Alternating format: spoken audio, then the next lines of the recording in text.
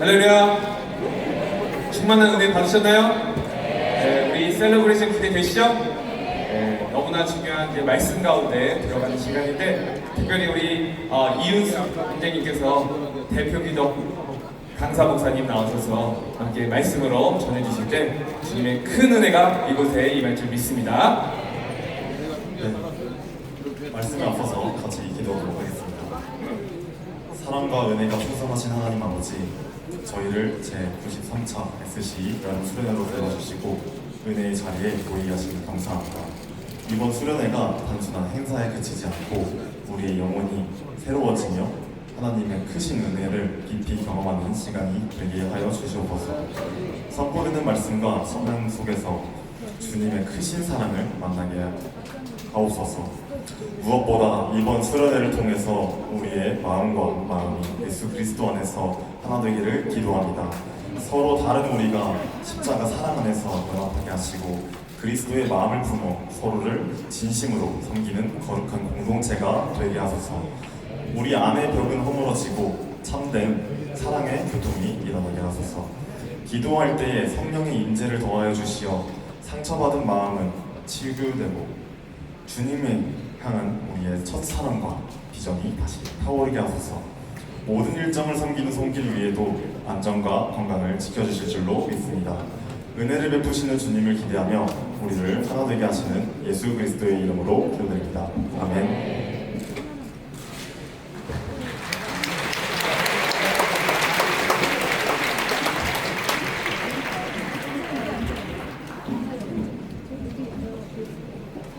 여러분 반갑습니다. 이렇게 또 박수 쳐주시니까 너무 감사하네요. 이왕 쳐주실 거면 한 번 더 세게.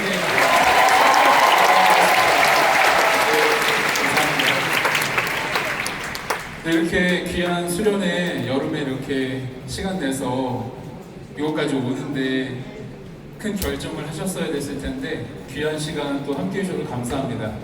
제가 같이 성경 봉독하고 기도하고 설교하도록 하겠습니다. 성경 봉독하겠습니다. 본문 띄워주시겠어요? 네, 같이 읽어보겠습니다. 하나, 둘, 셋. 너에게 주노라. 내가 너에게 주는 것은 조속히 주노라. 너희 마음에 의심하지 말고 두려워하지 말라. 여러분, 저는요 그 설교 주제를 당신의 예수님은 따뜻하신가요? 이렇게 정하고 말씀을 전하려고 합니다. 제가 잠깐 기도하고 설교하겠습니다.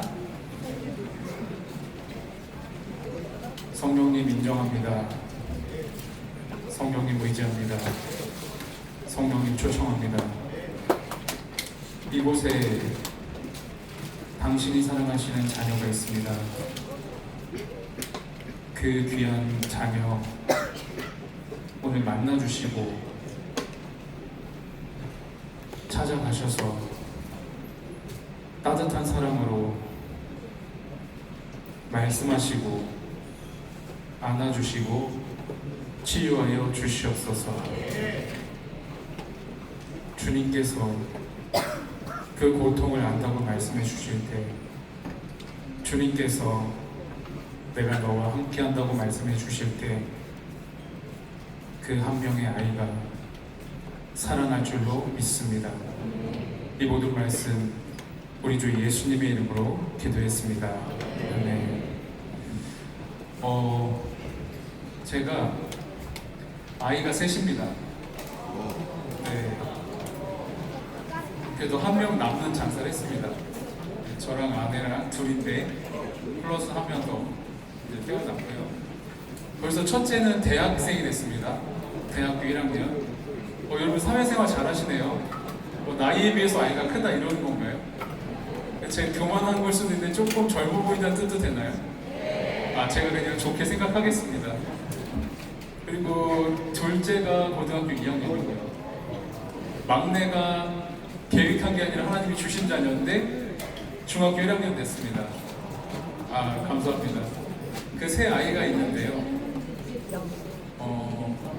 저는 그 세 아이가 저를 안 닮았다고 생각을 하는데 아이들은 저를 닮았다고 생각하는 것 같아요. 그래서 저한테 되게 불만과 불평이 많습니다. 그래서 어느 날 집에 갔더니 아들, 딸인데 딸 둘이 어릴 때 말다툼을 하고 있더라고요. 그래서 왜 무슨 말다툼을 하고 있지 물어보는데 늘 있는 일이라서 대수롭지 않게 퇴근하고 안방으로 들어가려고 하는데 그날은 그 두 아이의 이야기가 귀에 쏙쏙 들어오는 거예요. 그래서 둘째가 막내한테 야, 네가 더 닮았어. 그 막내가 유치원 다닐 때인데 아니야, 언니 똑같이 생겼어. 언니가 아빠랑 완전 판박이야. 야, 아니야, 네가 더 닮았다니까? 너 엘리베이터 탔는데 그 밑에 집 아줌마가 너 알아봤잖아.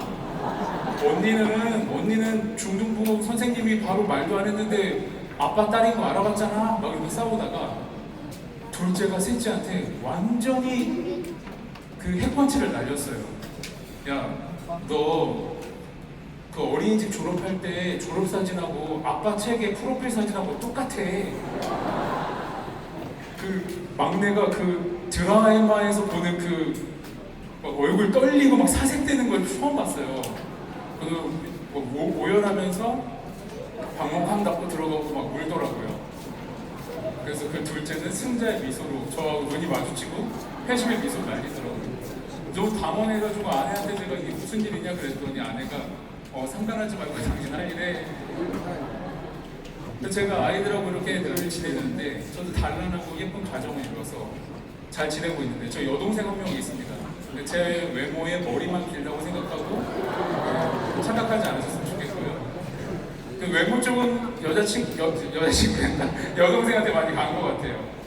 여동생이 2살 어린 여동생이 있는데 가족 모임을 저희가 하게 됐습니다. 근데 제 여동생이 결혼하고 아이를 금방 못 낳았어요. 4, 5년 걸려서 귀한 아들을 낳았는데 지금 조카가 이제 많이 컸습니다. 근데 그때 당시는 한 5살, 6살? 이 정도 어렸을 때인데 명절이니까 막 가족 모임을 하잖아요.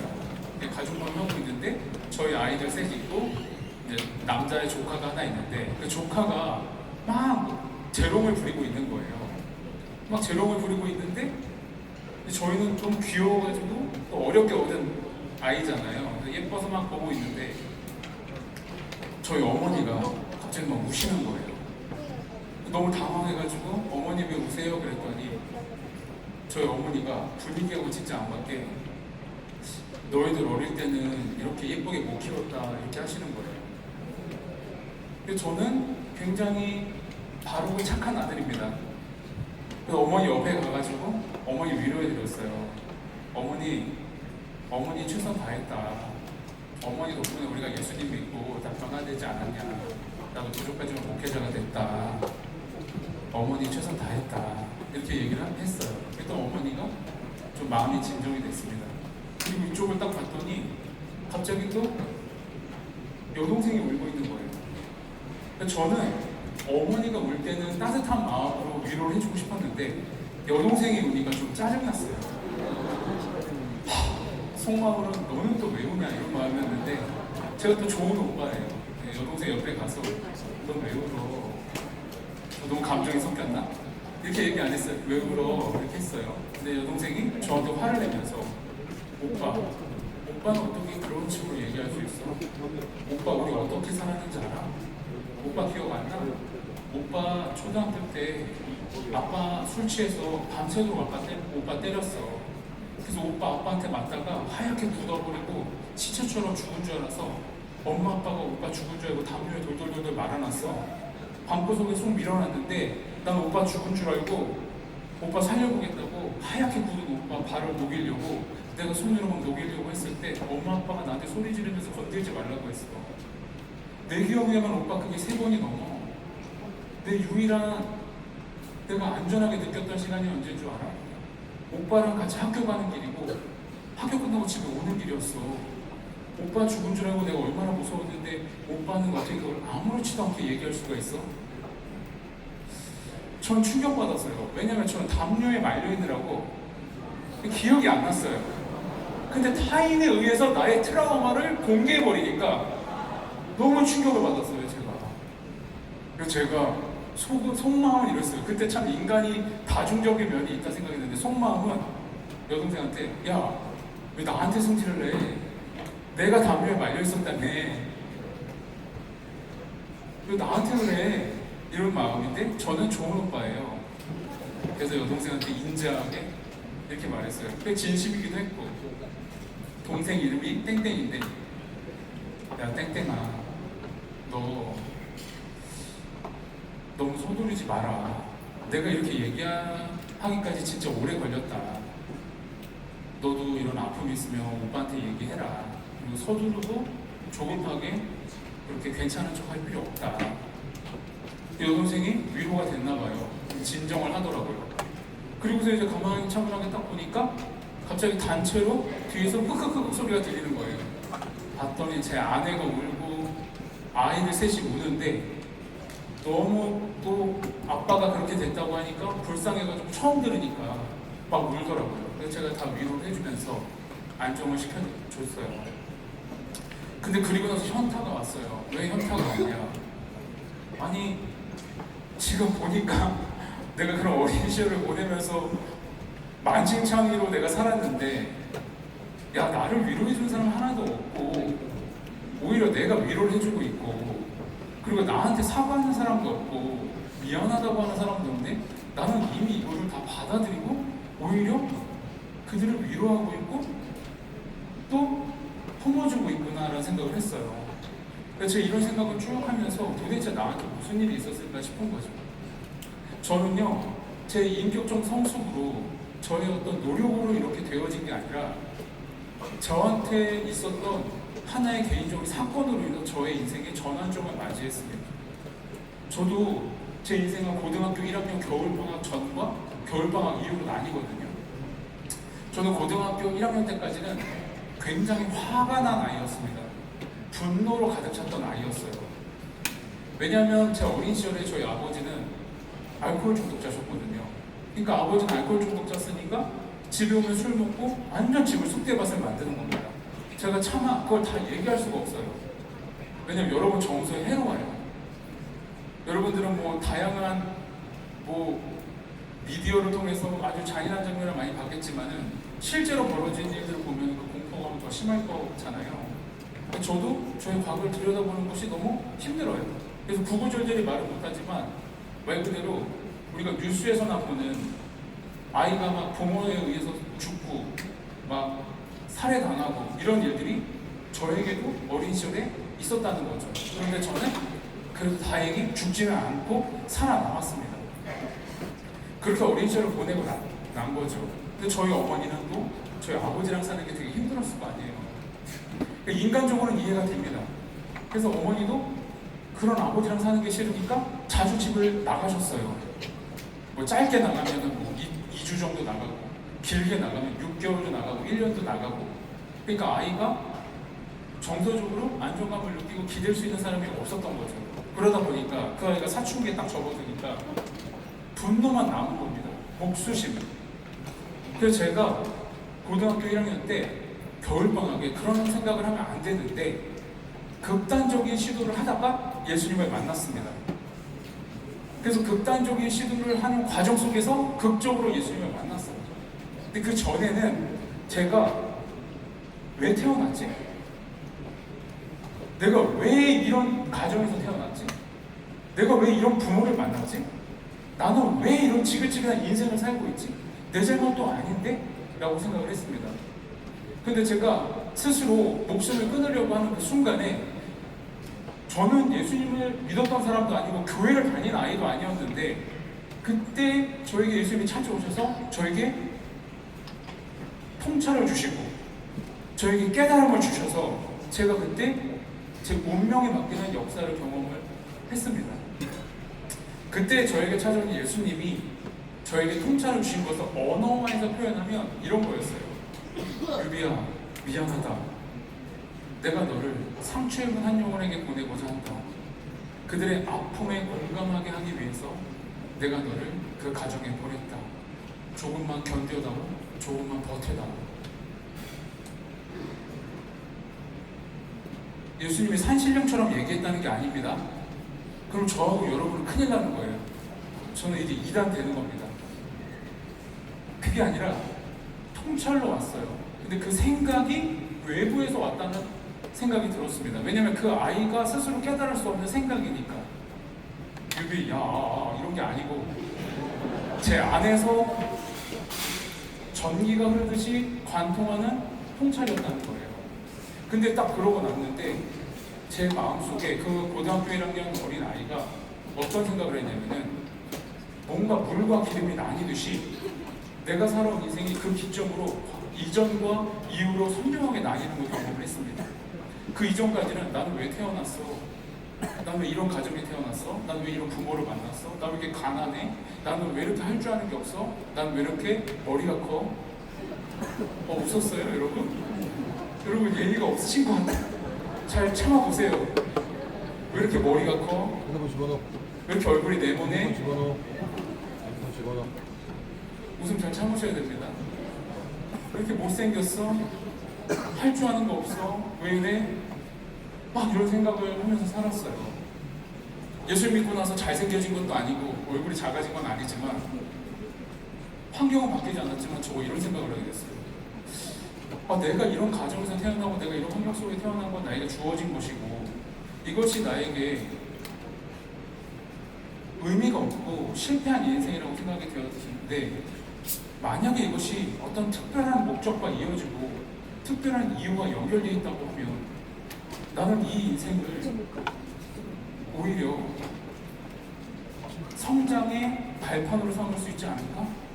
그리고 내가 가진 이 통찰이 진짜 내가 아직 모르는 그 신이 하신 말씀이라면 내가 그 신을 적극적으로 한번 찾아보고 만나보고 경험해보는 것도 중요하지 않을까 생각했습니다. 근데 저는 지금 이 얘기를 하면서도 제가 한 그 고등학교 1학년 때 경험이 마치 어제처럼 저에게는 정서적으로 생생하다는 거예요.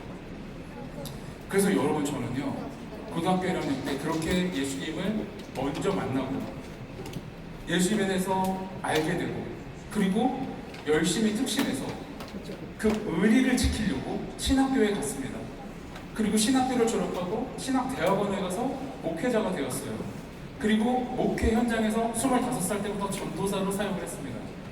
그리고 목사가 되어서 사역을 하면서 상처 입은 한 영혼이라는 그 마음이 저에게 너무 절실해서 목회하다가 나는 목회자고 하나님의 말씀은 놀라운 진리인데 왜 상처 입은 한 영혼에게 이렇게 말씀을 전해도 이 한 영혼의 아픔을 충분히 도와줄 수 없을까? 목사님들은 소리를 막 지르면서 말씀으로 다 해결이 됩니다. 말씀이 능력입니다. 말씀만 우리는 변화될 수 있습니다. 라고 하고 나도 그 말씀을 들으면서 아멘 아멘 하는데 왜 나의 고통은 사라지지 않을까? 나는 왜 이렇게 무서울까? 나는 왜 이렇게 불안할까? 나는 목회자가 돼서 설교를 하고 있는데 왜 나는 이 말씀을 전할 때조차도 이렇게 불안할까? 무서울까? 내가 믿음이 부족한 걸까? 내가 예수님을 사랑하지 않는 걸까? 아니면 내가 예수님을 더 사랑하지 않아서인가? 내가 무언가 내려놓지 못해서인가? 내가 열심히 부족한 건가? 내가 정성이 부족한 건가? 내 노력이 부족한 건가? 뭘까? 막 이렇게 고민하다가 제 인생이 완전히 목회자로서 번아웃이 와가지고 무너졌습니다.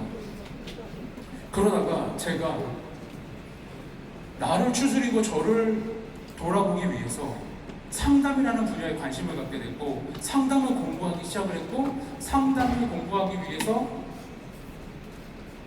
제가 그 유학에 가서 다시 돌아와서 다시 목회 현장에 오게 된 것입니다.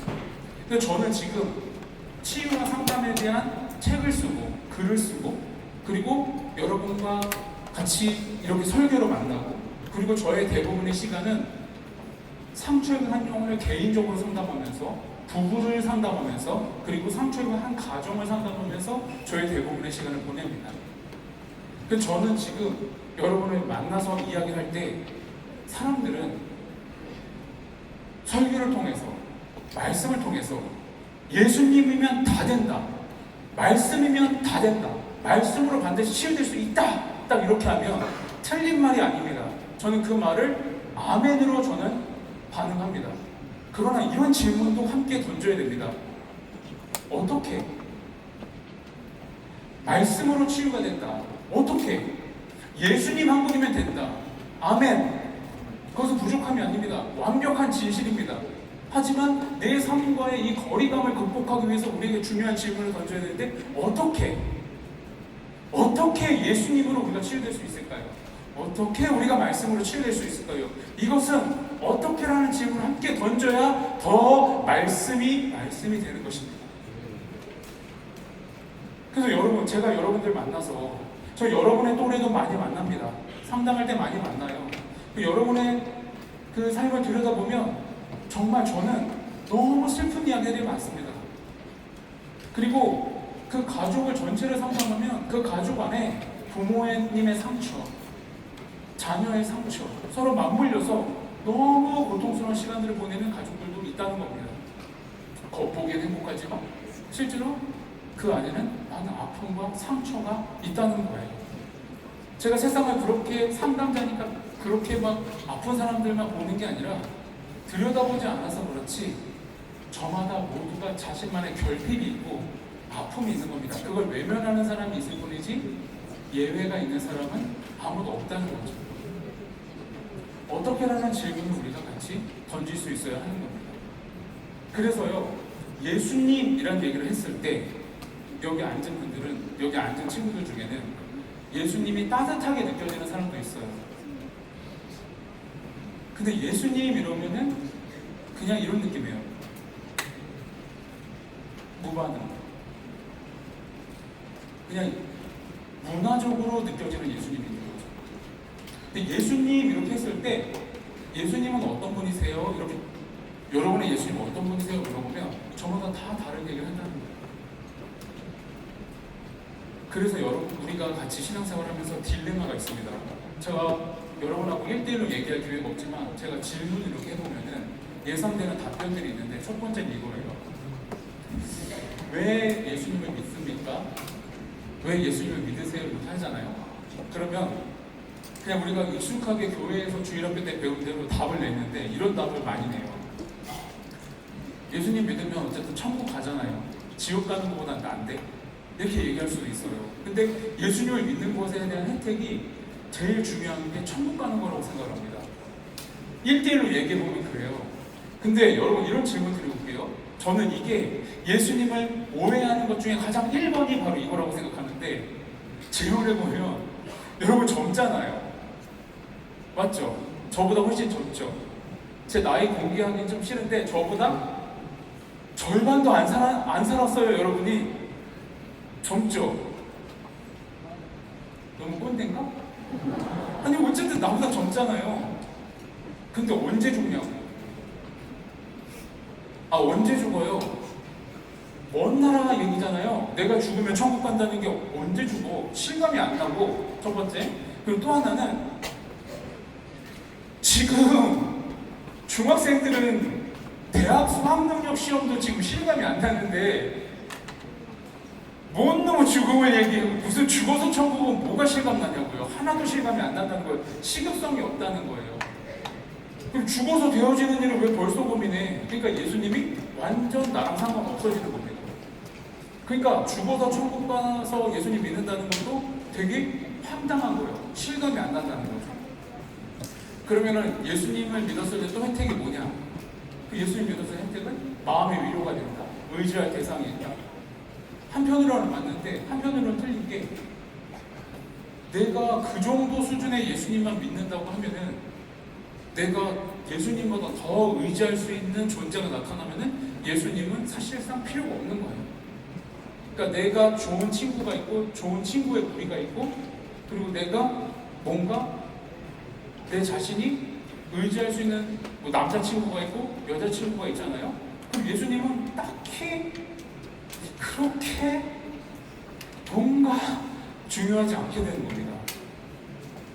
그러니까 지금 우리는 예수님으로 우리가 회복될 수 있고 예수님을 만났을 때 우리가 가장 우리 자신다운 삶을 살 수 있다고 말하지만은 실제로 예수님과의 상호작용을 우리가 깊이 들여다보면은 저마다 자신만의 이유로 예수님을 각자 오해하고 있다는 겁니다.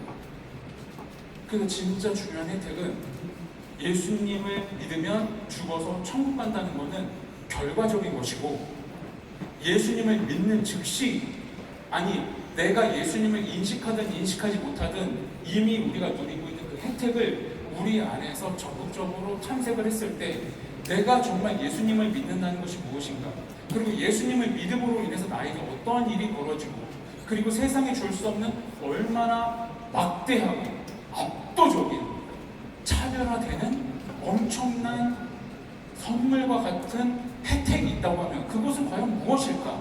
그것을 실감할 수 있어야만 오늘 우리가 이곳에서 예수님을 바라보는 것이 더 실제적으로 우리 안에 와닿을 수 있다는 겁니다.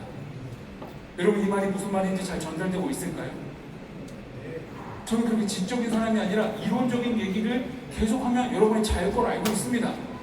그리고 여기서 끝났어요. 제가 머리는 크지만 아는 건 많지 않습니다. 여기서 끝났어요. 이제부터 제가 이런 바탕으로 이런 얘기를 해볼게요. 여러분 잘 들어보세요. 내가 인생을 살아갔는데 김유리 목사님이 여러분을 만나서 대화를 나누는데 여러분보다 제가 더 성숙한 사람이라고 생각하시면 안 되고 여러분하고 저하고는 사실상 큰 차이가 없어요. 그리고 저는 죄송하지만 어릴 때 제 안에 너무나 큰 정서적인 손상이 있어가지고 마음이 아픈 사람입니다. 그래서 겉은 정장이고 말짱하고 여러분한테 진짜로 뭔가 보여줄 때는 강사로 왔으니까 저분은 뭔가 나랑은 좀 다른 것 같다. 저분은 예수님이 직접 말씀하시나? 이럴 수 있을 것 같은데 실제로 그렇지 않습니다. 저한테 가장 비극적인 일 하나가 뭐냐면은 예수님의 사랑이 정서적으로 느껴지지 않는다는 거예요. 그러니까 예수님에 대한 사랑이 정서적으로 느껴지지 않는다는 고통을 여러분 공감할 수 있는 사람이 있다면은 일단 우리 편입니다. 잘 들어보세요. 예수님이 나를 사랑하신다 딱 했을 때 제 감정은 그냥 공허해요. 그러니까 되게 황당하지만 공허합니다. 근데 여러분 여러분 중에 한번 마음속으로 한번 손 들어보세요. 설교 시간에 그리고 누군가가 여러분의 부모님이, 목사님이, 전도사님이, 교회 선생님이 하나님은 사랑이셔. 하나님이 널 정말 사랑하셔. 이렇게 얘기를 했어요. 여러분 들을 때 예수님 너무 좋아. 따뜻해. 너무 좋아. 밖에 눈 내리고 얼음 얼었는데 지금 마음 너무 따뜻해. 이런 분들 흔하지 않잖아요. 제가 너무 좀 극단적으로 얘기했나?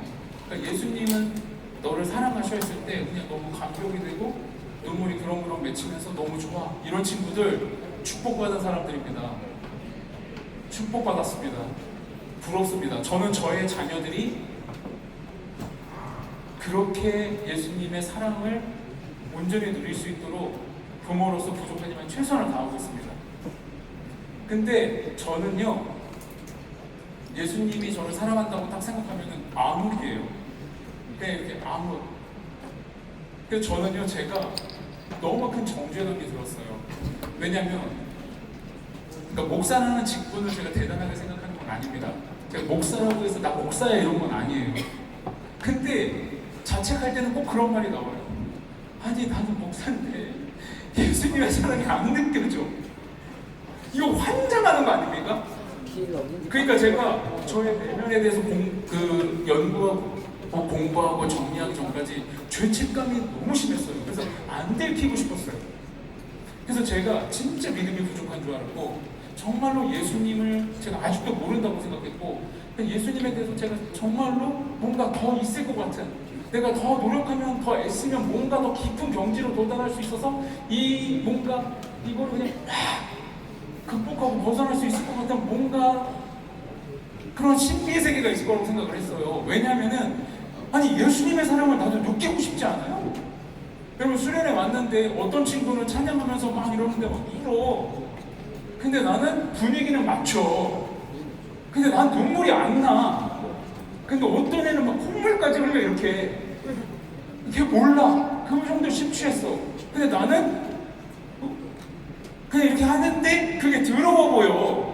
내 관심은 예수님이 아니야. 나는 콧물이야. 근데 나는 그래도 너무 또 교회 선생님도 보고 있고 또 우리 아빠 장로야. 우리 엄마 집사란 말이야. 그러니까 어떻게 해. 그냥 이렇게 하고 있는 거야. 그리고 또 수련회 안 오면 또 용돈을 끊어. 그거 와야 돼. 근데 나는 너 그럼 예수님 안 믿어? 근데 안 믿는 건 아닌 것 같아. 난 믿는 것 같아. 그럼 예수님이 느껴져? 아 몰라. 이런 애들이 있어. 근데 나는 그게 심했어. 왜? 아니 생각해보세요. 아빠는 나하고 UFC하고 엄마는 내가 마음 주면 엄마 집을 나가는데 아빠도 사연이 있고 엄마도 사연이 있겠지만 그럼 나는 어떡하냐고. 그 애는 어떡하냐고. 그러니까 이 아이는 의지할 사람이 없잖아요. 정서적으로 안전한 사람이 없잖아요. 그러니까 이 애는 누구를 의지하냔 말이야. 한 명만 있으면 돼요. 한 명만.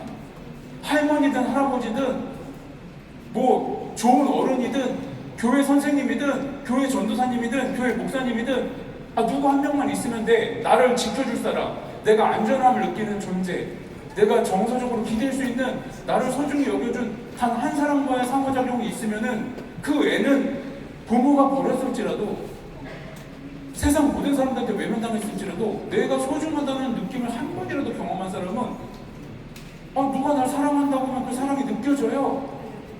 경험해봤으니까 느껴지는 거지. 근데 저 같은 경우는 제 잘못은 아니지만 너무 황당한 게 한 명도 없었어. 너무 흥분해서 목소리 삑살이 나네요. 한 명도 없었어요. 그러니까 저 같은 경우는 내 잘못은 아닌데 나는 고통받는 거죠. 얼마나 우울하겠어요. 그래서 저는 제 믿음이 부족한 줄 알고 제가 뭔가 진짜 어떤 수준 미달의 사람인 줄 알았어요. 근데 여러분 한번 생각해 보세요. 여러분 잘 들어보세요. 제가 하나 예를 들어볼게요. 저는 화덕피자를 좋아합니다. 할렐루야. 축복합니다. 화덕피자 드셔본 적 있어요? 그러면 세상은 두 종류로 나뉘는 거예요.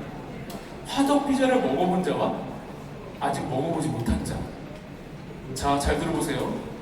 화덕피자가 제가 사는 동네에 이탈리아까지 가가지고 상을 받아온 셰프가 있는데 가게 이름 말하지 않을게요. 제가 돈을 안 받았기 때문에 홍보해줄 이유는 없어. 근데 거기서 화덕피자 먹으면 예약을 하고 먹을 수 있는데 가격이 비싸진 않아요. 저 서민이거든요. 근데 맛있어. 화덕피자는 가서 먹어야 돼. 진짜 굽자마자 탁 이렇게 탁 먹으면 그 치즈 이렇게 고소하게 샥 입에 딱 넣고 천천히 먹어요. 탁 먹으면 그 치즈 향이 막 이게 너무 막 한참 설명 못하는 무언가가 있어요. 화덕피자 먹어본 사람 아시죠? 잘 들어보세요. 지금 제가 화덕피자 불침 도는데 큰일 났네요. 화덕피자 먹어본 사람은 이런 반응이에요. 맞아, 목사님 화덕피자 목사님도 아시는구나. 그거 맛있잖아요. 그거 진짜 가서 먹어야 되잖아요.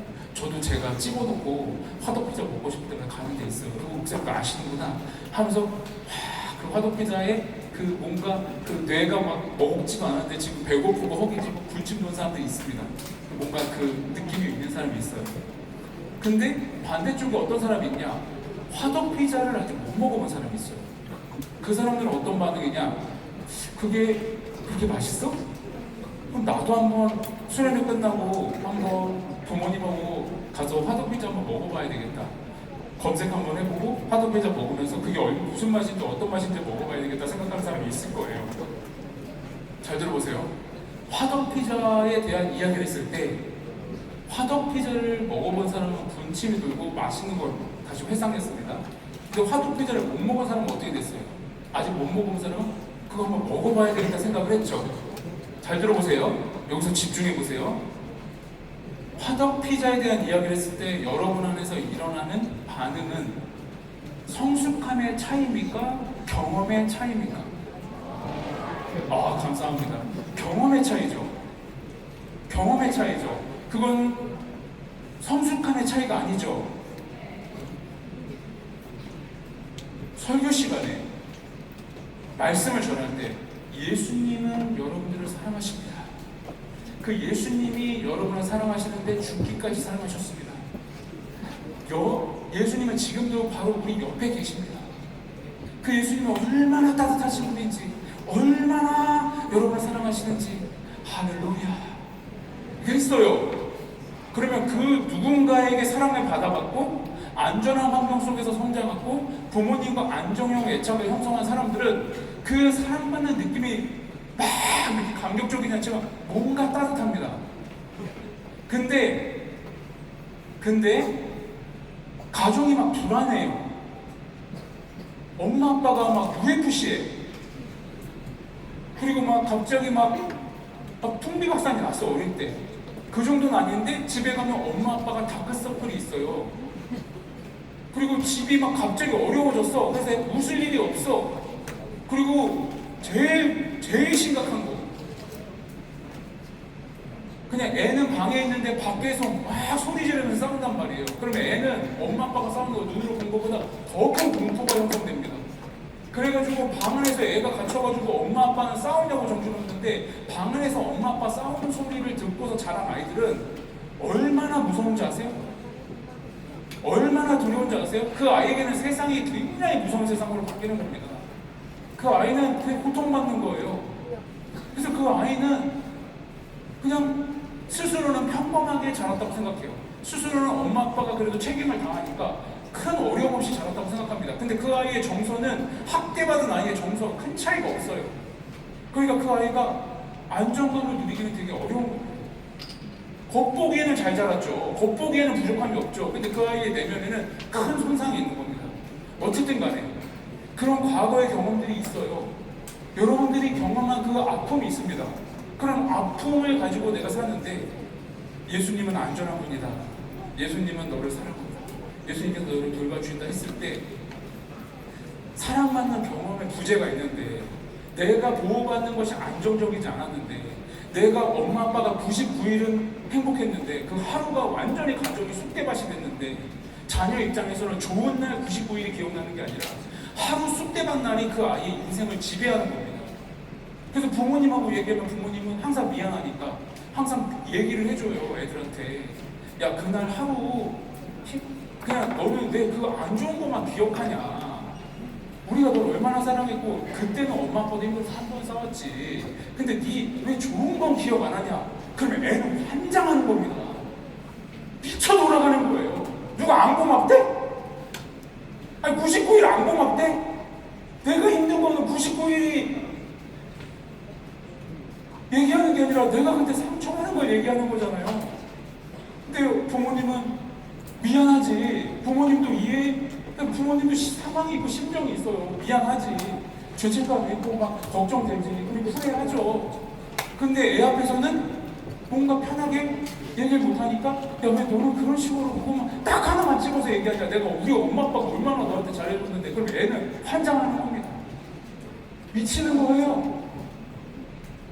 근데 아이러니하게도 그 한 번의 경험이 아이에게는 엄청난 트라우마를 심어줄 수 있는 거예요. 그러니까 그런 경험 속에서, 그런 파괴적인 경험 속에서 내면에 손상이 있는 그런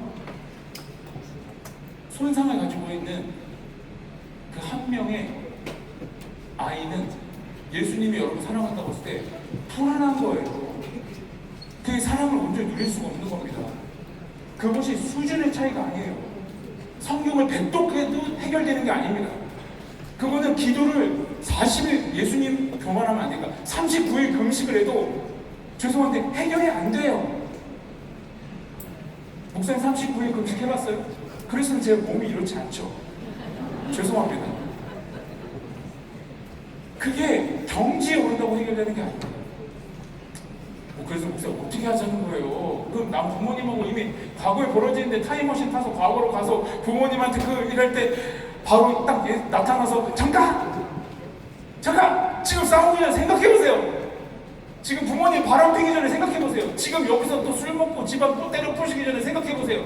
지금 잠깐 가출하기 전에 생각해보세요. 당신의 자녀의 인생이 파탄납니다. 이러면 부모님이 알겠어요. 그래서 과거를 되돌릴 거예요. 그럴 수 없잖아요. 근데 이미 벌어진 일인데 어떻게 할 거냐고요. 제 억울함을 좀 해결하고 싶었어요. 아니 내가 이런 가정에서 태어났고 내가 이런 경험을 한 거 내 잘못은 아닌데 나는 지금 내가 지금 이렇게 예수님을 사랑하지만 예수님의 사랑을 느낄 수 없는 내 처지와 나도 어쩌다가 정말 예쁜 여자를 만나서 결혼했는데 남편으로서의 내가 준비가 안 된 모습과 너무 귀한 3명의 자녀를 하나님이 주셨는데 아버지로서 준비가 안 된 내 모습을 누굴 탓하겠냐고요. 저 괴로웠습니다. 저 너무 힘들었어요. 여러분 앞에서 이렇게 하소연해서 죄송한데 정장 입고 말짱해 보이는데 저 너무 지금도 힘들지만 너무 힘들었단 말이에요. 그래서 제가 제 나이가 알려드릴까요? 궁금하지 않지만 제가 어쩌다 보니까 40대 중반이 됐어요. 네? 이게 박수 받을 얘기죠? 잠깐만. 잠깐. 젊은 친구들 진정하세요. 이거 매기는 거죠? 매기는 거 같은데? 나이 많다고? 근데 제가 죄송한 얘기인데 우리끼리 얘기인데 녹화해도 공개 안 된대요. 마음 편하게 하는 건데 우리끼리 얘기인데 제가 종교를 바꾸기엔 너무 늦었어. 너무 멀리 갔어요. 그리고 나는 다른 종교를 다 공부해봤는데 다른 종교는 더 심각해. 말이 안 돼. 아니, 내가 다른 종교 폄하하는 게 아닙니다. 저도 신앙이 내가 믿는 그 하나님이 진짜 하나님 맞나? 신학교 다니다 너무 헷갈려가지고 저 신학대학원 여기 나왔어요. 이제 고교 때. 그래서 다른 종교 혹시 내가 믿는 하나님이 진짜 하나님인 거 맞아? 하고 다른 종교를 공부해봤는데 내가 다른 종교 공부하고 돌아왔다니까. 왜냐면 다른 종교는 더 말이 안 돼.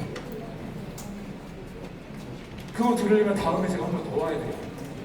근데 거기까지 넘어가면 안 되고 그래서 제가 지금 종교를 바꾸기 너무 늦었어요. 그리고 저는 하나님이 유일한 하나님이시고 예수님이 하나님의 독생자이심을 저는 믿습니다. 그래서 포기하기 너무 늦었고 다른 종교로 하기 너무 늦어서 제가 하나 목표는 있어요. 뭐냐면 내가 끝까지 예수를 배신하지 않는 거지. 그리고 정말로 예수님을 사랑하는 거죠. 그래서 꼭 천국에 꼭 가가지고 근데 예수님한테 이거 우리끼리 얘기해요. 예수님한테 한번 화를 한번 내고 싶어요. 그래서 예수님한테 따지고 싶어요. 눈 똑바로 뜨고 대들고 싶어요. 한 번은 어떻게 되느냐면 예수님 왜 이렇게 사람을 들들 줬고 왜 이렇게 나를 힘들게 했냐. 사람 잘못 보고 나를 그 자리로 보내주신 거 아니냐. 다른 사람하고 헷갈린 거 아니냐. 이거 하려면 고쳐주고서 써야지. 사람을 쓰려면은 사용하려면 고쳐주고 써야지. 그냥 망가지처럼 쓰면 어떡하냐. 그 당사자는 이거 얼마나 힘든지 아냐. 이렇게 한번 화를 낼 것 같아요. 근데 예수님이 제 상상 속에서 야 유비야 미안하다, 고생했다, 수고 많았다 이러면 또 제가 또 바보거든요. 예수님 앞에서 펑펑 울고 또 괜찮아요 이럴 것 같아요 또. 근데 어쨌든 저 모기가 생겨가지고 지금 다른 종교로 넘어가기에는 너무 늦었습니다. 전 진짜 끝까지 한번 가보고 싶어요. 아무리 힘들어도 포기하지 않고. 근데 제가 다시 하려던 얘기로 돌아가서 과거로 돌아갈 수가 없는데 내가 그 내 잘못은 아닌데 어떻게 할 거냐고요. 그래서 제가 이 분야에 대해서 제가 절망이 있었습니다. 손상된 애착은 과연 치유될 수 있는가? 사랑받지 못한 사람도 과연 이것을 극복하고 치유할 수 있는가? 그렇다면 그것이 가능할 수 있는가부터 물어봐야 되겠죠.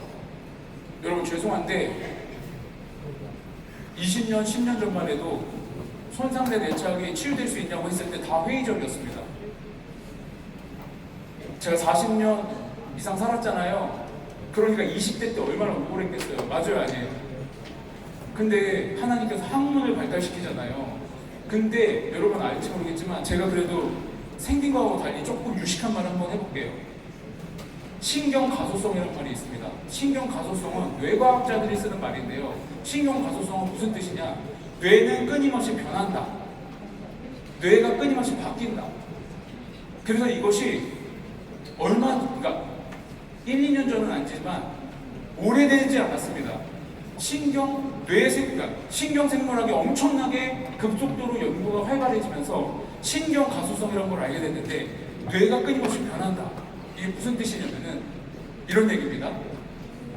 어릴 때 안정형 애착을 형성한 사람도 20살이 됐을지라도 트라우마의 손상을 입으면은 뇌가 변하기 때문에 그 사람도 20대라도 30대라도 40대라도 완전히 큰 트라우마의 손상으로 인생이 무너질 수 있다는 뜻입니다.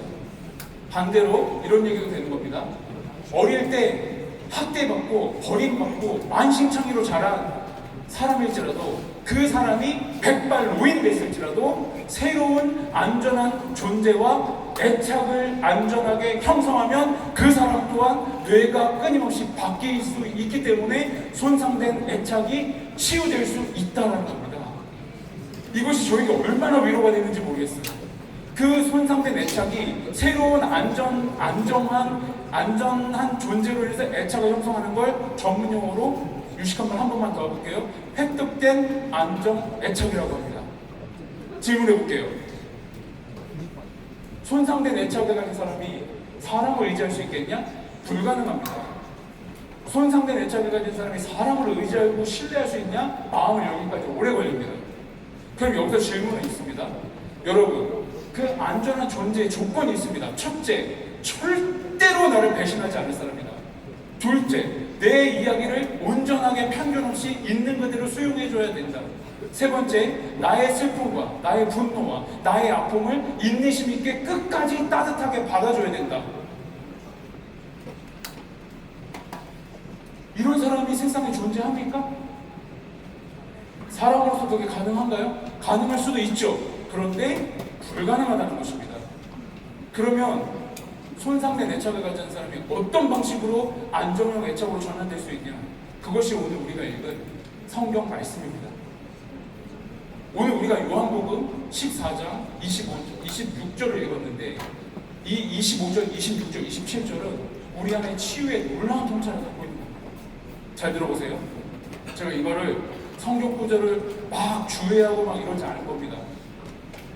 그냥 이미 쉬운 말씀이에요. 그 의미만 알면 됩니다. 질문해 볼게요. 여러분 잘 들어보세요. 일단 예수님의 사랑이 느껴지지 않을 때 잘 들어보세요. 내 안에서 벌어지는 일이 있습니다. 그리고 우리는 깊이 생각할 줄 알아야 돼요. 그래서 여러분과 제가 이런 시도를 해볼 겁니다. 지금 내 내면 안에서 나를 고통스럽게 하는 문제가 있어요. 예를 들어서 어떤 친구는 친구들하고 이렇게 모여 있는데 어제까지만 해도 좋았거든요. 근데 내가 이유는 모르겠는데 갑자기 나만 좀 따돌리는 것 같아. 그럼 너무 뭔가 대놓고 물어보기도 그런데 기류는 바뀌었어. 그럼 나 되게 불안하잖아요. 너무 불안하잖아요. 그리고 뭔가 입시나 시험이 다가오는데 내가 공부를 해야 돼. 근데 지금 시간은 좀 남았어. 그래서 남은 시간 동안 집중하면은 내가 그래도 뭔가 준비할 수 있을 것 같은데 이유를 모르겠는데 너무 불안해. 너무 걱정이 많아졌어. 내가 생각이 너무 많아졌어. 그럼 내가 이 생각이 너무 많아서 내가 이걸 어떻게 감당할까 고민하기 시작하는 겁니다. 그럼 잘 들어보세요. 사람들은 생각할 때 그 상황이 나한테 그 감정을 부여했다고 생각합니다. 그러니까 친구들이 나한테 뭔가 기류가 바뀌어서 따돌렸어. 그러니까 그 상황이 나한테 불안감을 조성했다고 생각을 해요. 그리고 내가 시험을 공부하려고 딱 앉았는데 시험이 다가오니까 내가 불안하다고 생각을 합니다. 상황이 주는 감정으로 곧바로 그 감정이 상황으로 인했다고 생각이 드는데 여기서 정밀하게 생각을 해봐야 돼요. 그 상황이 감정을 준 게 아니고 그 상황을 내가 해석한 대로 내 감정이 결정된 겁니다. 그러니까 그 상황을 내가 직면했죠. 근데 우리는 깊이 생각을 하지 않기 때문에 그냥 그 상황으로 인해서 내 감정이 결정됐고 이건 바뀌지 않는다고 생각을 하는데 실제로는 천천히 생각해보면 그 상황이 있는데 그 상황 속에서 내가 그 상황을 해석한 의미가 나의 감정을 결정하는 겁니다. 그럼 이렇게 생각해보겠죠. 친구들이 이렇게 기류가 바뀌었어. 그럼 나 갑자기 불안했죠. 그럼 왜 불안한지를 생각을 해보는 거예요. 그럼 내가 이 사실을 어떻게 받아들였을까? 그럼 이렇게 되는 겁니다. 내가 또 밥을 혼자 먹어야 되나? 그럼 나는 점심에 누구랑 손잡고 밥을 먹지? 그럼 나는 학교를 또 혼자 다녀야 되나? 나 혼자 다니기 싫은데? 이렇게 되는 겁니다.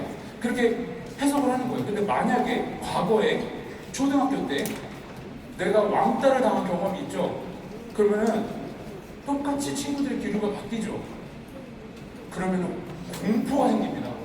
왜냐면은 그 상황이 나에게 트리거가 돼서 방아쇠가 빵 하면서 내 안에 어떤 기억이 오냐면은 중학교 와서 고등학교 와서 친구들하고 잘 지냈는데 과거에 왕따를 당한 경험이 다시 반복될 것 같은 건 무서운데 그 상황의 감정을 느끼는 건 공포입니다. 근데 해석은 그러면 공포를 느낄 때 내가 그 받아들일 의미는 뭘 것 같으세요? 아, 나 초등학교 때 왕따 당했는데 고등학교 때 또 왕따 당한 거 아니야? 이렇게 받아들이게 되면 그 감정은 공포로 바뀌는 겁니다. 내가 뭔가 집중하고 준비하려고 하는데 걱정이 밀려오죠. 근데 내가 뭔가 집중하고 매진하려고 하는데 공포가, 불안감이 찾아옵니다. 근데 시험이 다가오고 있기 때문에 뭔가 그 상황에서 내가 그 불안을 느낀다고 생각하는데 실제로는 그 상황이 감정을 주는 게 아니고 그 사이에 내 해석이 있습니다. 그 해석은 뭐냐면 개인마다 다를 수 있겠지만 내가 한다고 되지 않을 거야. 난 너무 늦었어. 이런 생각이 될 수도 있고 나는 공부에 소질이 없어. 내가 지난번에도 공부했는데 공부한다고 생각하지 않았어. 나는 지금 너무 공부에 재능이 없나 봐. 이렇게 생각을 하잖아요. 그럼 의욕이 꺾이는 거예요. 그리고 그 아이가 또 다른 상황이 있을 수도 있겠죠. 부모의 기대가 너무 크면 어떻게 생각하겠습니까? 이번에 100점 못 맞으면 나 또 어떡하지? 큰일 났네. 이렇게 생각을 해버리면 공부에 집중할 수가 없는 겁니다. 내 안에 어떤 일이 벌어지는지 아시겠죠? 그래서 이런 일이 벌어진 겁니다. 잘 들어보세요. 내 생각 속에 내 생각이 있죠. 이 내 생각 속에 내 생각은 내가 생각했기 때문에 내 생각이라고 생각하는데 내가 생각했어도 내 생각이 그러니까 내 안에 있는 생각이라도 내가 생각한 게 아닙니다. 이게 뭔 소리야? 이단이야? 잘 들어보세요. 내가 그 상황에 생각했죠. 그리고 그 생각이, 그 해석이 내 감정을 결정했죠. 그리고 그 감정대로 사람은 반응합니다. 근데 생각해보면 내가 생각한 것 같아서 내 안에서 벌어진 일인데 그 생각이 출처가 내가 아닐 수 있다는 거예요. 난데 내가 아닐 수 있다는 겁니다. 성경에 많은 증거들이 있습니다. 시편 42편을 5절을 보면은 시편의 화자가 이런 얘기를 해요. 내 영혼아 내가 어찌하여 낭망하느냐. 내 영혼아 내가 어찌하여 불안하는가. 너는 주 여호와 하나님을 바라라 했습니다. 시편 41편씩 생각나면 나중에 자기 전에 읽어보세요. 오늘 저녁에 야식 먹고 숙소 가서 읽어보세요. 읽어보면 목사님이 말씀한 대로 읽어보세요. 되게 황당한데 1절부터 4절까지는 절망하고 우울하고 주여로 내 눈물이 내 음식이 되었다. 나 너무 절망스럽다. 으악 살려줘. 나는 절망해서 희망은 없어. 희망 따윈 내 인생이 없어. 나를 사랑하던 사람들이 날 다 버렸어. 한때는 내가 주님을 찬양했지. 한때는 내가 주님을 바라봤단 말이야. 그런데 그건 다 과거가 됐어. 이제 사람들은 날 조롱해. 나를 기만해. 네 하나님이 어딨냐고 나한테 비난해. 조롱해. 갑자기 근데 그러고 있다가 5절에 1절부터 4절까지 그러다가 5절에 내 영혼아 내가 어찌하여 불안해하느냐. 너는 주 여호와 하나님을 바라라. 이런단 말이에요. 제가 좀 과장한 게 아니라 진짜 그렇답니다. 진짜 그런 거예요. 그럼 이 사람 뭐야? 무슨 일이 벌어질 거야 이 사람? 무슨 일이 벌어지겠냐? 절망하는 자신도 자기 자신이지만 그 출처가 우리 안에 결핍과 상처의 그 뿌리가 하나님과의 단절로 인한 결핍이라는 겁니다. 그 뿌리에서 뿜어내는 파괴적인 메시지가 우리를 지배한다는 거예요. 근데 바울 사도의 그것처럼 오호라 나는 공부한 사람이란다. 내 안에는 죄와 사망의 법과 생명의 성령의 법이 함께 존재한다는 거예요. 그러니까 내 육신은, 내 영으로는, 내 마음으로는 생명의 성령의 법을 따르고 싶은데 내 한편으로는 죄의 법을 따르고 싶어 한다는 겁니다. 우리 안에 이런 딜레마가 있죠. 우리를 속이는 말, 우리를 지배하는 말, 우리를 파괴하는 결핍이 있다는 겁니다. 언제까지? 예수님 오시기 전까지. 그럼 이렇게 생각해야 됩니다. 내 생각으로 내 존재가 파괴되어지고, 내 생각으로 내 존재가 예수님하고 단절되고, 내 생각으로 예수님이 감정적으로 느껴지지 않고, 내 생각으로 내가 실패자가 되고, 내 생각으로 내가 완전 낙오자가 되고, 내 생각으로 내가 완전히 결핍으로 도저히 내 인생이 바뀔 수 없는 절망의 사람이 됐을지라도 우리 안에 절대로 손상되지 않는 생명의 성령의 법, 그리고 하나님에게 우리를 이끌어주는 무언가 우리가 지금 현재 인식하지 못하는 존재가 있다는 것입니다. 그 존재가 누구입니까? 우리가 같이 읽은 말씀에 등장하는 분이십니다. 그분은 보혜사 성령님이십니다. 보혜사 성령님이 우리 안에 파괴적인 메시지를 붙잡고 그 파괴적인 메시지에 대응하는 말씀을 들려주시는 겁니다. 오늘 보혜사 성령님의 역할은 뭡니까? 첫째, 모든 것을 가르쳐 주실 것이다. 둘째, 예수님의 말씀을 다 생각나게 하실 것이다. 예수님께서 그 다음 마지막에 이런 말씀도 하십니다. 이 보혜사 성령님이 너에게 오실 것이다.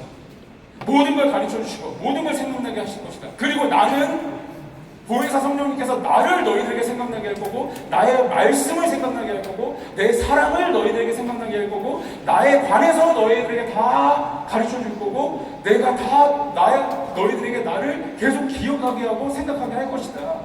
거기서 얻어지는 혜택은 평안이다. 평안. 나의 평안은 세상이 주는 평안과 다르다.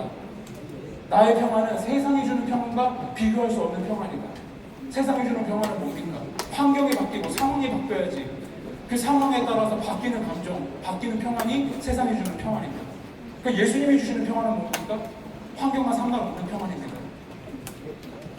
정확히 말하면 환경에 의해서 지배받고 환경이 달라지는 것과 상관없고 고통스러운 환경 속에서도 성령의 사역을 통해서 내가 달라지지 않은 환경 속에서도 마음이 평안해지는 것이 무조건적인 평안을 얻는 것이 예수님이 주시는 평안인 것입니다. 잘 들어보세요. 시편의 기자는 죄송한데 다중인격의 사람이 아니라 바울 사도의 그것처럼 번민하는 상황이 있었던 거예요. 그가 어떤 메시지의 지배를 받았을 때 죽기도 하고 살기도 하는 것입니다. 파괴적인 메시지가 그를 파괴하기 시작할 때 그는 영혼이 파괴되기 시작했어요. 그럴 때 그 안에서 구약시대였지만 그 성령님께서는 구약시대에도 계셨습니다. 구약시대에 불과했지만 예수님과 보혜사 성령님이 적극적으로 드러나지 않았지만 삼위일체 하나님은 태초부터 계셨기 때문에 그 시편 기자에서 성령께서 활동하신 것입니다. 그리고 성령과 교통하는 그 시편의 기자가 성령님과 교제 속에서 자기 자신의 결핍과 상처가 뿜어내는 파괴적인 메시지를 성령과 함께함으로, 성령과 동행함으로, 성령과 교제함으로 하나님의 말씀을 자기 자신에게 들려준 겁니다. 내 영혼아, 내가 어찌하여 두려워하느냐. 그냥 제가 사람 말로 해볼게요. 성경 말씀보다. 야, 너 왜 이렇게 불안해? 너 왜 이렇게 무서워해? 너 너무 걱정하지 마. 너 우리 같이 주님 바라보자. 주님 의지하자. 이 얘기를 해주는 거예요. 미친 사람 같죠? 아니에요. 잘 들어보세요. 제가 이런 말 여러분에게 해볼게요.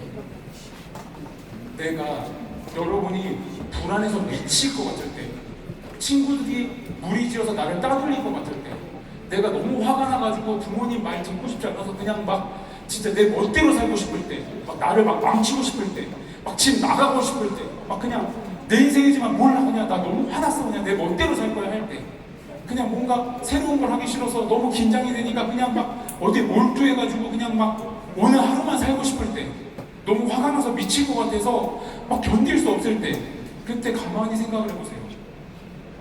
잘 들어보세요. 그때 여러분 이렇게 생각하셔야 됩니다. 멈춰서 생각을 해봐야 돼요. 저 여러분 눈 감고 있는 겁니다. 눈 뜨고 있는 거 아니에요. 지금 뜬 거예요. 눈 감은 거예요. 헷갈리지 마세요. 이 해설을 하는 저 자신은 참 비참한데 어쨌든 확실히 알려드리고 싶어서 눈을 감고 생각을 해봐야 돼요. 아니면 이게 집중이 안 되면 종이하고 펜을 갖고 해야 돼요. 잘 들어보세요. 내가 지금 왜 이렇게 화가 났지? 내가 지금 왜 이렇게 불안하지? 내가 왜 이렇게 무섭지? 나 너무 이렇게 고통스럽지? 생각을 해봐야 돼요. 그러면 내가 인식하고 있는 그 지금 내가 상황을 이렇게 쭉 써봐야 돼요. 이렇게 써보세요. 상황. 이렇게 써보는 거예요. 그럼 내가 여기 뭐 무서웠잖아요. 그럼 상황하고 감정이 이렇게 있죠. 상황하고 감정 사이에 공백을 띄우고 거기에 내가 이걸 어떻게 생각했는지를 써보는 거예요. 내가 중초등학교 때 왕따를 당했는데 그 비슷한 일이 벌어진다. 나는 또 왕따를 당할지 몰라. 어떡하지? 친구들의 비율을 맞출까? 아니면 모른 척 할까? 괜찮은 척 할까? 어떡하지? 막 이렇게 쓸 거 아니에요. 그럼 잘 들어보세요. 그게 바로 파괴적인 메시지입니다. 그게 바로 나를 죽이려고 하는 생각이고, 그게 나를 사로잡아서 내 인생을 망치려고 하는 결핍이 뿜어내는 파괴적인 메시지고, 죄송하지만 거짓말입니다. 거짓말이에요. 진실 같은 거짓말. 그때 잘 들어보세요. 이 생각을 화살표를 딱 친 다음에 밑에다가 이렇게 해야 돼요. 예수님, 저 너무 두려워요. 무서워요. 저 너무 괴로워서 견딜 수가 없어요. 과거의 그 일이 반복될 것 같아요. 저는 공부해도 안 될 것 같아요. 저는 머리가 나빠요. 저는 공부가 재능이 아닌가 봐요. 저 너무 화가 나요. 저 미쳐버릴 것 같아요. 저 집 나가버릴 거예요. 예수님, 엄마 아빠가 또 싸워요. 제가 싸우지 말랬는데 또 싸워요. 저 문 열고 나가서 소리 지르고 진짜 미쳐버리고 저도 같이 막 소리 지르고 싸우고 싶어요. 막 썼죠. 그럼 그거를 거기서 멈추지 말고 예수님이 이렇게 썼죠. 그럼 잘 들어보세요. 그리고 이렇게 기도하는 거예요. 생각을 해보는 거예요. 그러니까 우리 성령님께서 모든 걸 가르쳐 주시고 모든 걸 생각나게 하시고 우리한테 평안을 주신다고 했죠. 그러면 그 평안의 근거는 성령님께서 우리에게 하신 말씀입니다. 그래서 그 말씀을 내가 진짜 예수님이 나한테 직접 말씀하시는지 써보는 거예요. 거기 유비, 이렇게 막 물결치지 말고 여러분의 이름 있죠? 땡땡이. 땡땡아 하고 써보는 거예요. 그 진짜 신기한 건 뭐냐면은 땡땡하고 쓰면은 내가 인식하는 예수님이 글로 나옵니다. 근데 글로 나오는데 여기서 주의할 점 잘 들어보세요. 설마 끝내야 돼. 끝낼 거예요. 반주만 더 할게요. 5분만 더 할게요. 깜짝 놀랐어요. 까먹었어. 5분만 더 할게요. 하는 거죠. 그러면 거기서 예수님이 나를 내가 예수님을 어떻게 사모하는지 내가 알게 되잖아요. 그게 내가 기도할 때도 그런 식으로 예수님 만나는 거고, 내가 인식하지 못하지만 내가 예수님을 어떻게 생각하는지 내가 모르는데 내가 나만의 불명한 방식으로 예수님을 생각하는 게 글로 나타난다는 거예요. 그거를 글로 썼을 때 내가 예수님을 얼마나 오해하는지 알 수 있다는 거죠. 그래서 그게 혹시라도 잘 모르겠으면 전도사님한테 가서 보여주세요. 그럼 전도사님이 그거 읽고 야, 너 이단이네? 이럴 수도 있고, 농담이에요. 저는 그걸 보면서 도와주실 수도 있어요. 근데 대부분의 경우는 그 안에서 예수님의 따뜻한 사랑이 흘러나옵니다. 흘러나와요. 그때 그 예수님께서 나에게 하시는 말씀이 파괴적 메시지가 대응이 되는 것이 눈으로 확인하고 인식하는 것이 굉장히 중요합니다. 잘 들어보세요. 제가 시간이 많지 않으니까 마무리하는 설교를 하고 마치겠습니다. 그럼 우리한테 마지막 질문이 있죠. 너무 감정 기만 아니에요? 너무 감상적인 거 아닙니까? 그러니까 잘 들어보세요. 그러니까 이렇게 생각하셔야 됩니다. 내가 새로운 말을 지어내려고 하지 말고 예수님과 더 친밀해져야 되는 겁니다. 감정을 쫓는 것도 중요해요. 감정적으로 예수님 느껴진 것도 중요합니다. 저도 감정적으로 예수님 느끼고 싶어요. 그러나 제가 예수님이 감정적으로 느껴지지 않을지라도 제가 소망을 잃지 않고 오늘 확신 가운데 예수 그리스도를 증거하는 이유는 내 감정은 예수님의 사랑이 느껴지지 않지만 내 감정과 상관없이 나의 예수님은 지금 여기 나와 함께 하신다는 소망과 믿음 때문입니다. 예수님의 이름은 임마누엘. 하나님이 지금 여기 우리와 함께 하신다. 잘 들어보십시오. 다른 사람한테 제가 얘기하고 싶지 않습니다. 다른 사람, 예수님의 사랑이 느껴지지 않는 사람, 저는 공감하고 그 아픔이 얼마나 고통스러운지 저는 쉽게 다녀보고 싶지 않습니다. 그러나 저는 저에게 성령님과 교제하고 이렇게 얘기를 합니다. 예수님의 감정이 느껴지지 않을지라도 예수님이 너를 사랑하신다는 사실은 변함이 없다. 네가 사랑받지 못했을지라도 예수님이 너와 함께 하신다는 사실은 변하지 않는다. 너가 고통스러운 환경에 있을지라도 세상에 버림을 받은 것 같을지라도 감정적으로 예수님이 따뜻하지 않을지라도 예수님은 너를 따뜻하게 바라보신다. 예수님은 너를 사랑하신다. 네 감정과 상관없이 예수님이 너를 사랑하신다는 것은 변하지 않는 진실이다.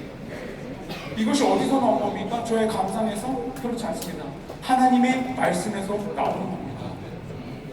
그러니까 감상적인 신앙생활이 아니라 말씀에 기반한 예수님과 친밀해진다는 것은 기록된 말씀으로 우리가 예수님을 바라본다는 것은 예수님의 성화가 있는 이미지를 바라보는 게 아닙니다. 예수님이 등장하는 영화를 보면서 우리가 막 감상해주는 게 아닙니다. 예수님을 바라본다는 것은 예수 그리스도에 관한 말씀, 예수님이 하신 말씀, 예수님이 다시 오신다는 이 말씀을 통해서 예수님을 바라보는 것입니다. 그러니까 이 말씀을 우리가 읽는 것이 말씀을 읽는 순간에 성령께서 랜턴으로, 성령께서 빛으로, 따뜻한 빛으로 우리의 마음을 비추실 때 우리 안에 어두운 부분이 밝아지는 것입니다. 그래서 여러분, 이 말씀을 우리가 친밀하게 여기는 것이 예수님과 친밀해지는 것이고, 예수님과 친밀해지는 것이 우리 안에 진리의 복음이 선포되는 것입니다. 그래서 이렇게 하시면 됩니다. 여러분이 읽은 말씀을, 그 말씀이 여러분에게 하나님이 우리한테 하시는 말씀이잖아요. 그러면 그 말씀을 내가 기억했다가 내가 고통스러운 순간에 그 말씀을 나한테 들려주는 겁니다. 내가 불안하죠. 그럼 어떻게 하면 됩니까? 시편 42편 5절의 말씀을 나한테 들려주는 거예요. 유비야, 많이 불안하지? 유비야, 많이 무섭지? 너 지금 많이 두려울 거야. 너 예수님 같이 바라보자. 우리 하나님 바라보자. 이렇게 하는 거예요. 아무것도 염려하지 말고 다만 모든 일에 기도와 간구로 너희 구할 것을 감사함으로 하나님께 아뢰라. 그리하면 모든 이가 깨어나 하나님 평강이 그리스도 예수 안에서 너의 마음과 생각을 지키시리라. 이 말씀을 제가 이렇게 이렇게 배우는 게 아니라, 유비야, 아무것도 염려하지 말고 두려워하지 말고 감사함으로 하나님께 다 기도해. 그러면 너의 그 모든 지각에 깨어난 하나님이 너의 마음과 생각을 지켜주실 거야. 감사함으로 하나님께 아뢰고 하나님께 기도해. 그럼 하나님께서 너의 모든 일들을 다 들어주실 거야. 이게, 아니, 말씀을 내가 나한테 들려주는데 뭐가 잘못됐어요? 그러니까 중요한 거는 이 말씀으로 내가 나를 이끌어주는 게 중요한 겁니다. 피곤한 자에게는 능력을 주시며 고령한 자에게는 힘을 더하시는 소인이라도 피곤함을 고민하며 잠정이라도 넘어지면 쓰러지되 오직 여호와를 악마하는 자는 세임을 얻으리니 독수리가 날개치며 올라갈 것이요 다른 박쥐라도 구비한 자는 아니고 걸어가도 피곤하지 아니하리로다. 여러분, 보혜사는 성령님이신데 성령님은 보호자고 변호사고 카운셀러고 상담자고 지혜자이고 모사입니다. 책사이십니다. 그러면 성령께서 그때마다 우리에게 말씀을 주시는데 우리 안에 말씀이 없고 예수님과의 친밀함이 없으니까 우리 안에는 그 고통을 나의 생각으로 오롯이 다 견뎌야 하는데 그것은 지옥과 같은 삶이라는 겁니다. 예수님을 믿는 것의 가장 큰 혜택은 죽어서 천국 가는 것이 아니라 예수 그리스도를 믿음으로 즉시 천국이 시작되는 것입니다. 그 천국이 시작된다는 것은 예수님이 나의 편이 되어주시는 거고 예수님과 친밀한 삶을 통해서 내 안에 환경과 상관없이 내가 살아온 인생과 상관없이 성령님이 주시는 가르침으로 성령님께서 그리스도를 기억나게 하심으로 내 안에 세상이 줄 수 없는 평안이 흐르기 시작한다는 것입니다. 인생은 고통스럽지만 인생은 절망스럽지만 우리 안에는 새로운 성령의 법이 우리의 어두운 내면을 밝혀줄 것이고 우리를 파괴하는 메시지의 진실을 선포함으로 우리 안에는 조건적인 평안이 아니라 절대적인 평안이 환경과 상관없는 평안이 흐르기 시작할 것입니다. 마치겠습니다.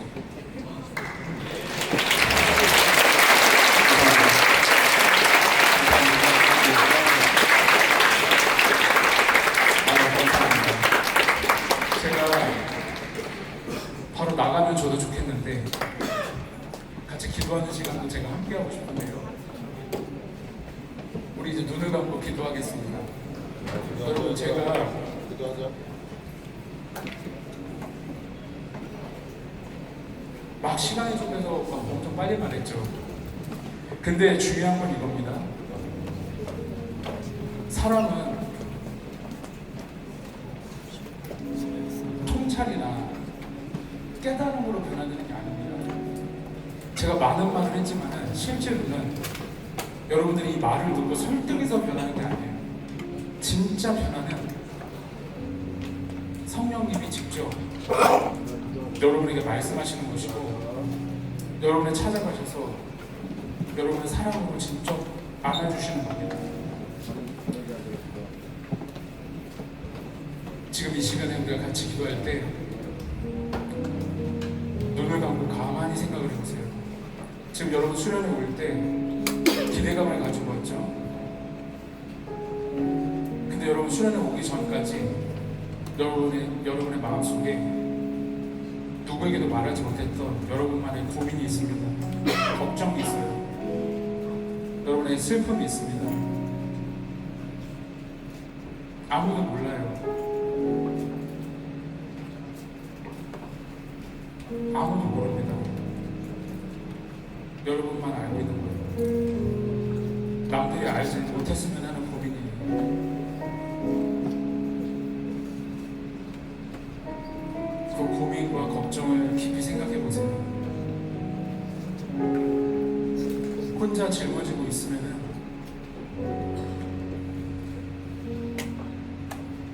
그 고민을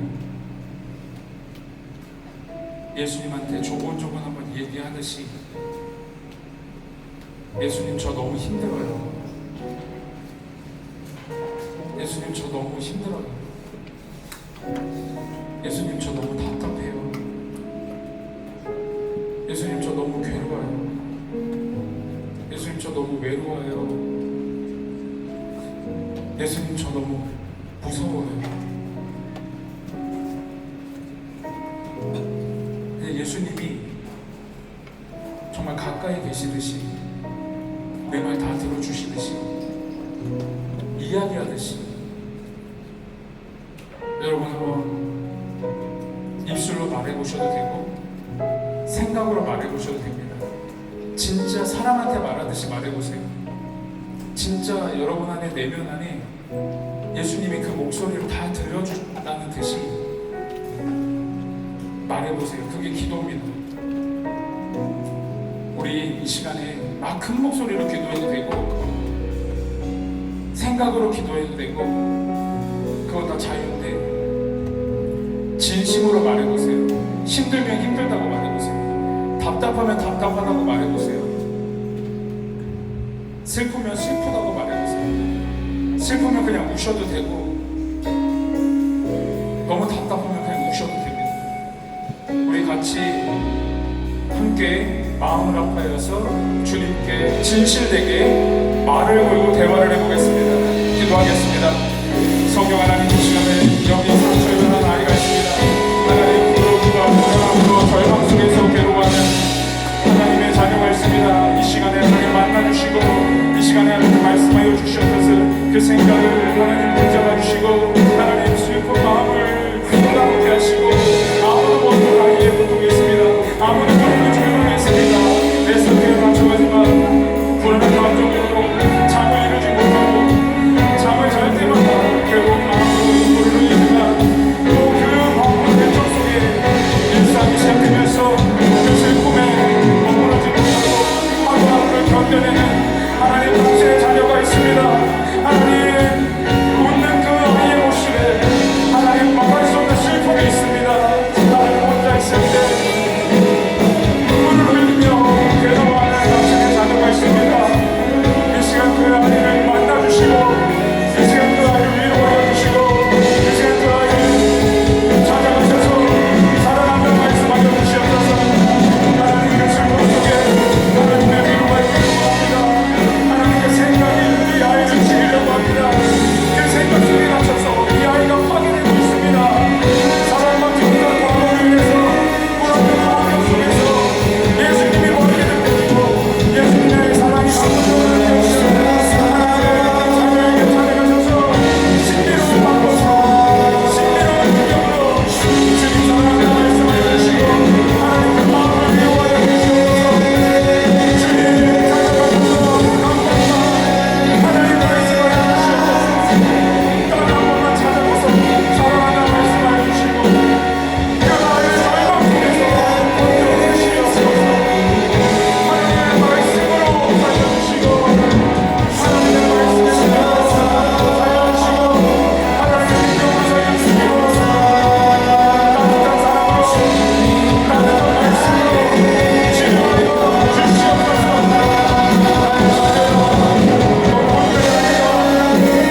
나의 자녀야, 내가 너의 슬픔을 알까? 나의 자녀야, 내가 너의 고통을 알까? 네가 얼마나 힘든지 알까? 네가 살아있는 것이 너에게 무엇이나 같습니다. 내 진심으로 행정하소서. 나의 자녀야, 온 세상이 너를 보낼지라도 내가 너와 함께 할 것이다. 내가 너의 자녀야. 내가 너를 지켜줄 것이다. 내가 너의 보호자가 될 것이고 내가 너의 상급자가 되어줄 것이다. 나에게 받을 것, 나에게 찾아올 것이다. 내가 너의 이야기를 들어줄 것이다. 불안한 날에, 괴로운 날에, 두려운 날에 나에게 찾아와 말하거라. 내가 너에게 위로를 줄 것이고 내가 너에게 평안을 줄 것이고 나의 평안은 세상의 평안과 비교할 수 없는 평안을 내가 너와 함께 할 것이다. 나의 자녀야, 환경을 바꿀 수 없지만 내가 너를 책임질 것이다. 내가 너와 함께 할 것이다. 내가 두려워하는 일은 현실이 되지 않을 것이다. 내가 너의 하나님의 전할 것이다. 내가 너의 동역자가 되어줄 것이고 내가 너의 보호자가 되어줄 것이다. 나의 자녀야, 너도 혼자가 아니란다. 나의 자녀야, 너무 많은 걱정으로 괴로워하지 말고 걱정 많은 너를 나약한 사람이 아니란다. 너의 걱정을 나를 만지고 나는 너의 걱정을 통해 너의 뜻을 알게 된단다. 나의 자녀야, 너도 혼자가 아니라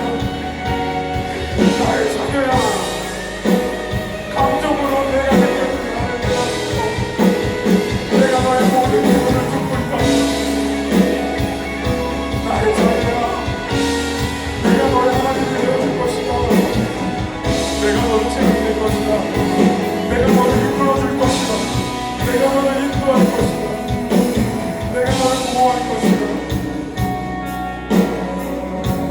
주님,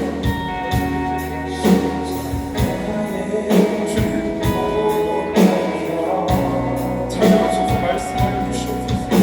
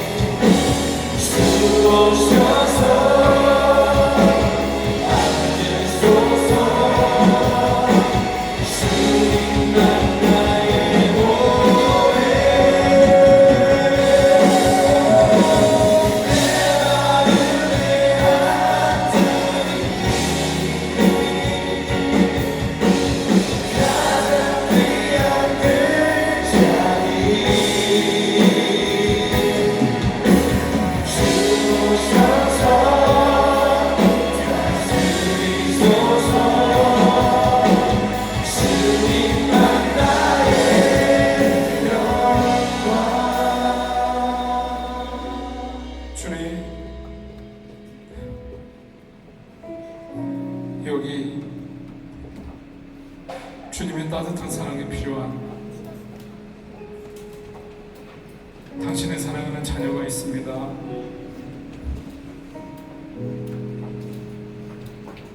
의지할 뻔한 주님밖에 없는데 주님 부를 때 막막한 아이가 있습니다. 주님 정말 만나고 싶은데 다른 모든 사람은 만나주고 다른 모든 사람의 기도 들어주는 것 같은데 나만 멀리 있는 것 같은, 나만 느껴지지 않는 것 같은 주님을 정말로 간절히 원하는 한 아이가 있습니다.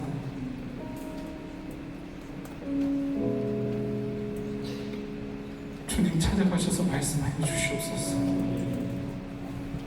주님 찾아가셔서 말씀하시면 그 아이가 살아납니다. 나의 자녀야, 감정으로 내가 느껴지지 않을지라도, 허공에 혼자 기도하는 것 같을지라도, 혼자 그냥 울면서 감정을 해소하는 것처럼 느껴지는 날에도 나는 너의 옆에서 너의 모든 이야기를 듣고 있단다. 혼자라고 느껴지는 그 감정으로 혼자라고 생각하지 말거라. 허공에 말하는 것 같은 그 공허함으로 내가 그 기도를 듣지 못한다고 생각하지 말거라. 나는 너의 모든 이야기를 듣고 있단다. 말할 수 없는 탄식으로 너를 위해서 함께 기도하고 있단다. 내가 지금 여기 있다. 지금 여기서 너와 함께한다. 너는 혼자가 아니다. 내가 너와 함께한단다. 많은 걱정으로 잠을 이루지 못하는 날에도, 많은 걱정에 압도되어서 걱정하는 너를 비난하고 정죄할지라도 나는 너의 걱정을 기도로 듣는단다. 너의 걱정은 나를 향한 기도고 너는 그 걱정으로 무너지는 대신 나의 도움으로, 나의 능력으로 너는 다시 일어날 것이다. 내가 너를 책임질 것이다. 내가 너와 함께 할 것이다. 영원토록 너와 동행할 것이다. 두려워 말거라, 놀라지 말거라. 내가 너의 하나님이다.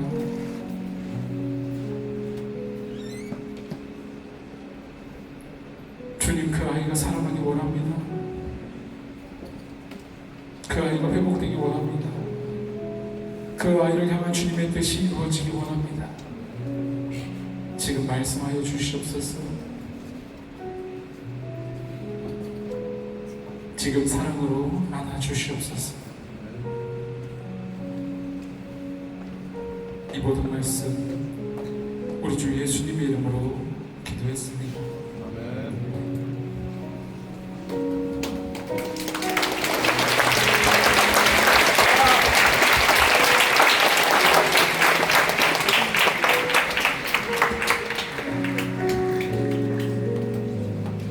우리 이 시간에 한 두 가지 또 기도 제목을 가지고 나가면 좋을 것 같습니다. 특별히 기도 요청이 있었습니다. 이제 수능이 얼마 남지 않고 입시가 얼마 남지 않았는데 이곳에 참여한 우리 고3들을 축복했으면 좋겠습니다. 우리 고3 한번 손 들어보시겠어요? 고3. 자, 우리 고3 한번 일어나 주시겠어요? 고3 우리 선배들 우리 어딘가 일어나 주시고 자, 이 앞자리로 한번 나와 주시기 바랍니다. 박수! 얼마 남지 않은 순간 세상의 지혜와 지식을 줬는 것이 아니라 하나님 붙잡고 하나님의 말씀대로 믿음의 선한 길을 가기 원하는 우리 고3들 이 앞자리에 있습니다. 또 중계 카메라로 가능하면 얼굴 좀 비춰주세요. 네. 다시 한번 큰 박수. 와, 너무 많은데요? 와, 제가 한 15년 전에 이 캠프를 했을 때 고3이 10명 채도 되지 않았습니다. 너무나 많은 우리 고3들이 하나님 붙잡고 말씀으로 승리하려고 하는데, 자, 이 앞자리에 우리 각 교회 교육자들 모시겠습니다. 앞으로 나오십시오. 각 교회 교육자들 앞으로 나오시고, 우리 선생님들도 앞으로 나오시고, 또 내가 이 선배들을 위해 기도해주고 싶다 하는 친구들, 마음이 감동되는 사람들 와주셔서 우리 고3 우리 선배들에게 힘이 되어주시기를 원합니다. 우리 목사님들은 가능하면 안수해 주시고, 우리 선생님도 또 이렇게 붙잡아 주셔서 그리스도의 사랑과 마음과 믿음이 전달되면 좋겠습니다. 자, 우리 같이 일어나서 기도하겠습니다. 하나님, 우리 고3들이 수련회 이 자리에 하나님을 만나러 나왔습니다. 세상 입시와 진로에 기죽지 않게 하여 주시옵소서. 비교 진료 생명신 주님만 믿고 살아가게 하여 주시옵소서. 준비했던 모든 준비와 노력이 좋은 결과가 있게 하여 주시옵소서. 기대했던 결과가 나타나지 않더라도 신사신 주님만 믿게 하여 주시옵소서. 우리 다 함께 주여 한번 외치고 기도하겠습니다. 주여!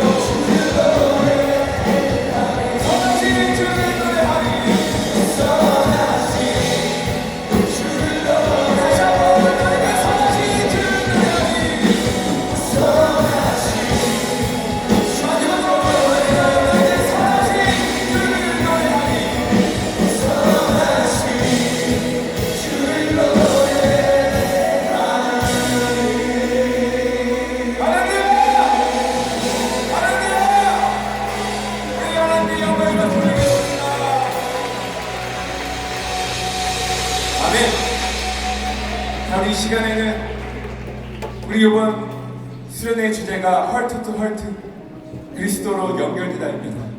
우리 먼저 우리 이 시간 우리 각 교회별로 한번 모여보겠습니다. 우리가 먼저 각 교회별로 예수 그리스도로 인하여 성령으로 연결되는 이 시간 되길 원합니다. 자, 우리 교회별로 만나볼까요? 자, 찾아가 봅시다.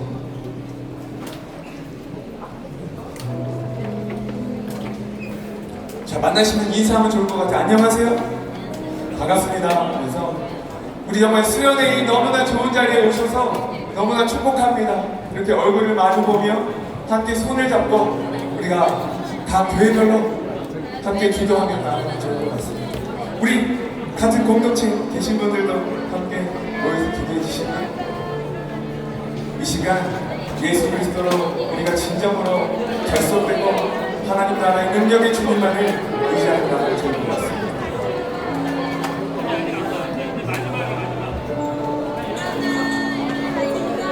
자, 우리 스태프들은 스태프들대로 모여주세요. 모여서 이 시간 예수 그리스도의 능력으로 우리가 다시 한번 결속되기를 간절히 소원합니다. 자, 우리 서로 얼굴을 바라봐 주시고 너무나 예쁘죠? 너무나 아름답죠?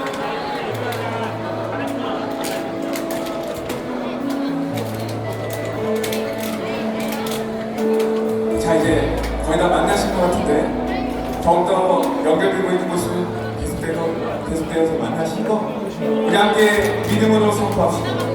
우리 주 하나님께서는 우리 한 사람 한 사람 각자의 교회로 우리를 만나고 연결되게 하셨습니다. 아멘. 우리의 만남은 우연이 아니라 필연입니다. 아멘. 우리 주께서는 우리 꼭 필요한 사람들을 만나게 하셨습니다. 아멘.